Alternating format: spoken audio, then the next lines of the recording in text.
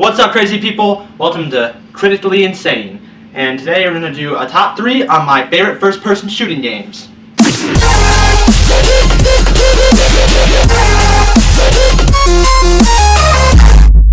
Well, my number 3 on the list is going to have to be Call of Duty Black Ops 2. Why may you ask? It wasn't really that great of a multiplayer game, but what really made or broke Black Ops was probably the zombies. You get like 10 times more of a cooperative outlook on things, and I need to survive. A lot of people didn't like the point system because, you know, eventually you bought everything in the game and it got boring. That was the issue with Call of Duty Zombies, is people got bored.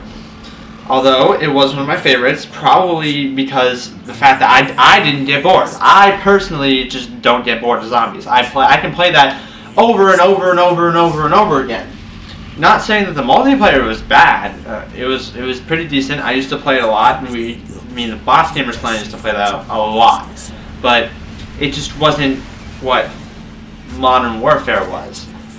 My number 2 is Call of Duty Modern Warfare 2, probably one of the best campaigns for any Call of Duty that ever existed, and multiplayer. The multiplayer in Modern Warfare 2 was spectacular, adding the intervention and just all the different sorts of care packages and stuff. It had that Modern Warfare feel that was given to you in Call of Duty 4. When Call of Duty 4 was first released, it was like, wow, this is something brand new that we haven't seen before. World at War came shortly after that, I do believe. But something that we've never had, like Call of Duty 3, yeah, okay, it had multiplayer, but it really jumped the gun when we hit Modern Warfare. And what MW2 did, that which is was spectacular, is I always looked at the casual 3 to 5, 7 kill streak thing, the natural way of doing it in COD 4, and they really just made a lot more. That was the period in time when kill streaks really made an upgrade. That was the big push that they made in Call of Duty that I really enjoyed, was the kill streaks. And that's something that they did in Modern Warfare 3, was the specialist kill streaks. It was something that was, specialist kill streaks gave you more perks as you went, and it dragged on to me. I liked it. I liked it a lot. It made a lot more sense than killing 3 people and calling in a spy plane. I thought upgrading myself was better than upgrading things around me. Something that really got to me about Modern Warfare 2, which is why it's my second favorite shooter, was, yes, some of the cutscenes. Some of the cutscenes were not even actual cutscenes. They were just a radar going in with General Shepard talking and music playing. The music was fantastic. I have to say, most of the main theme of MW2 was a very good composition, and I give props to the director who got that and made it. Also, some of the things that Shepard said, like history is written by the victor, it's just philosophical and like it's logical. It makes sense. History is indeed written by the victor, whether you want to believe it or not. History is written by the person who wins, and the person who wins is the bad guy, who is to say they don't want to make themselves look like the good guy. That's how our world works. Up to my number 1, which is fairly obvious if you don't understand what shooting games really mean to people. Halo 3! Halo 3 was one of the greatest arcade shooters of all time. It had one of the best multiplayer engines, and Forge and custom games were in there too. Custom games was something that I particularly stuck to. They had stuff like Jenga Wall, which was on, I do believe, Last Resort. You were placed on a wall, and the infected had to basically throw stuff at the wall and knock the wall down. You had to see how long you could survive on the wall.